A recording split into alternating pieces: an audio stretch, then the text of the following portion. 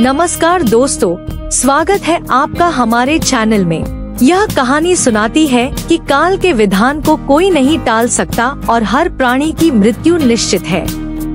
यह कहानी एक पुराने नगर की है जहां राजा चंद्रसेन का शासन था। राजा चंद्रसेन अत्यंत पराक्रमी, धर्मात्मा और न्यायप्रिय थे। वे अपनी प्रजा का हाल जानने के लिए रात में वेश बदलकर नगर में घूमते थे। एक रात राजा ने देखा कि एक युवक लकड़हारा जंगल में कंधे पर कुल्हाड़ी लिए लकड़ी काटने गया। वह एक ऊंचे पेड़ पर चढ़ा और लकड़ी काटने लगा। तभी एक खतरनाक भालू पेड़ पर चढ़ने लगा। लकड़हारा डरकर नीचे गिर पड़ा और उसकी तुरंत मृत्यु हो गई। राजा ने देखा कि भालू अचानक एक सुंदर युवती में बदल गया। राजा ने युवती का पीछा किया। कुछ देर बाद वह युवती दो सिपाहियों से मिली जो आपस में भाई थे।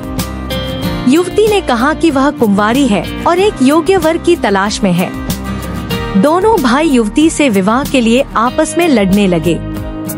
अंत में दोनों भाई एक दूसरे की तलवार से मारे गए। युवती जोर जोर से हंसी और वहां से चली गई। राजा ने उसका पीछा जारी रखा।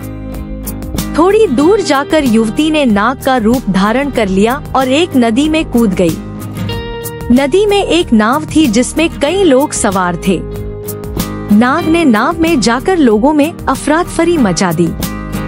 नाव डूब गई और कई लोग डूबकर मर गए। राजा ने देखा कि नाग फिर से रूप बदलकर एक वृद्ध ब्राह्मण बन गया।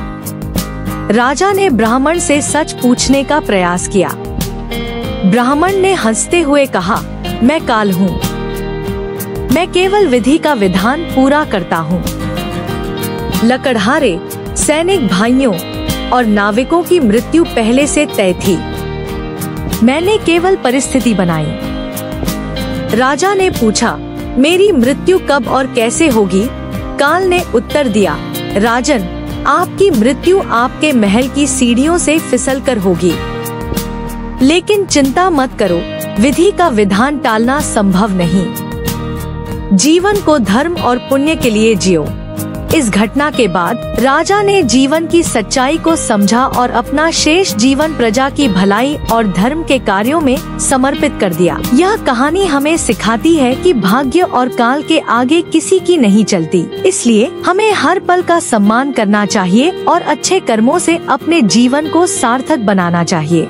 अगर आपको हमारी वीडियो पसंद आई तो वीडियो को लाइक करें और सब्सक्राइब करें और कमेंट करना ना भूले। धन्यवाद।